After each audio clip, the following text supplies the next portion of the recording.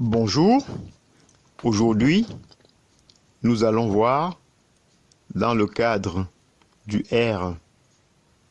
RGPD la protection des données personnelles des mineurs.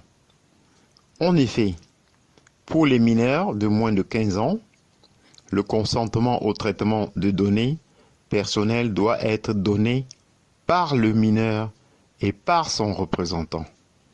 Ce double consentement doit être libre, spécifique, éclairé et équivoque. Maintenant, on va voir le consentement de l'enfant. 2 points. 15 ans minimum en France. Le consentement est une des bases légales prévues par le RGPD. Cela signifie qu'un traitement de données personnelles peut se fonder sur le consentement, mais pas uniquement. Pour que le consentement soit respecté, il doit être libre, spécifique, éclairé et univoque.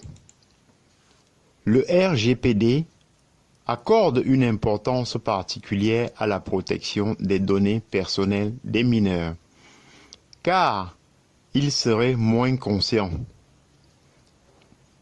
des risques, des conséquences et des garanties concernées et de leurs droits liés au traitement des données à caractère personnel.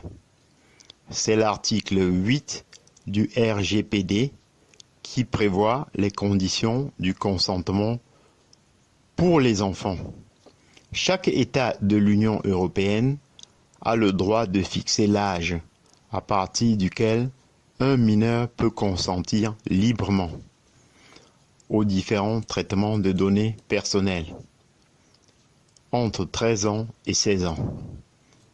La France a choisi de fixer cet âge à 15 ans. Cela signifie qu'un mineur de moins de 15 ans fait l'objet d'une protection RGPD spécifique. Le responsable de traitement devra alors recueillir 2 consentements avant de procéder au traitement de données personnelles. Tout d'abord celui du mineur, puis celui de la personne responsable du mineur, c'est-à-dire ses parents, tuteurs, légaux, etc.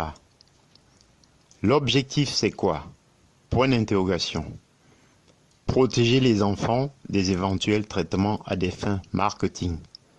Par exemple, la prospection commerciale. On va se poser la question maintenant de savoir comment recueillir concrètement le consentement. Point d'interrogation. Pour recueillir le consentement, voici les 4 conditions à respecter pour être en conformité avec le RGPD. 1. Le consentement doit être libre. Ainsi, la personne doit avoir un véritable choix et ne pas se voir refuser l'accès au site ou au service en cas de refus. Par exemple, accepter les cookies sur un site ou devoir le quitter n'est pas un consentement libre. 2. Le consentement doit être spécifique. 2 points. Le consentement recueilli ne peut être valable que pour un seul traitement de données, pour un seul objectif. Par exemple, consentir au traitement de données uniquement pour les analyses marketing. 3. Le consentement doit être éclairé. Il doit s'accompagner d'informations comme l'identité du responsable de traitement, la possibilité de retirer son consentement, etc. Le consentement doit être univoque. Tant que la personne n'a pas donné expressément son accord pour que ces données personnelles soient traitées. Le traitement de données n'est pas possible.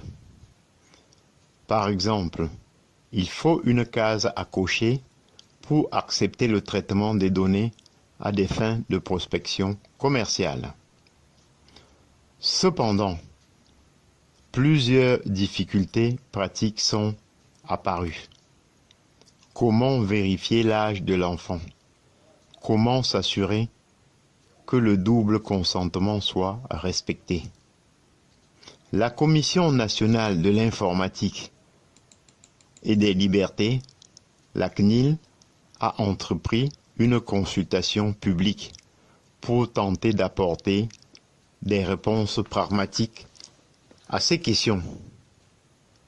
Maintenant, nous allons voir la consultation publique de la CNIL pour protéger les données personnelles des mineurs. Cette consultation, construite sur 4 phases, a pour objectif d'assurer le bon respect de cette protection. Phase 1. La capacité d'un mineur à effectuer seul des actes sur Internet. La CNIL se questionne ici sur la possibilité pour un enfant de créer des profils sur les plateformes de jeux vidéo, sur les réseaux sociaux. Par exemple, si c'est une possibilité offerte par le responsable de traitement, il faut préciser l'âge à partir duquel l'enfant mineur peut créer un compte, par exemple. Phase 2. La vérification de l'âge des usagers et du consentement. C'est une étape délicate, car à ce jour, la seule possibilité de contrôler l'âge pour accéder à un site se fait par un simple clic. La CNIL s'interroge donc sur la mise en œuvre efficace de cette vérification. À ce titre, certaines propositions ont été faites, comme la transmission sécurisée d'un document d'identité fourni par les parents. Phase 3. La mise en place de garanties supplémentaires. La CNIL souhaite voir des dispositifs spécifiques pour protéger les mineurs des incitations à rester en ligne. L'objectif est de neutraliser les incitations douces, les cercles vertueux de récompense dans les jeux. En effet, ces stratégies marketing représentent un risque pour les données personnelles. Elles incitent à partager toujours plus de données pour accéder aux services ou produits en ligne. Phase 4. L'exercice des droits. RGPD, droit d'accès, rectification, opposition, effacement des mineurs. En effet, la CNIL souhaite enfin s'assurer que ces droits soient faciles à mettre en œuvre pour les mineurs.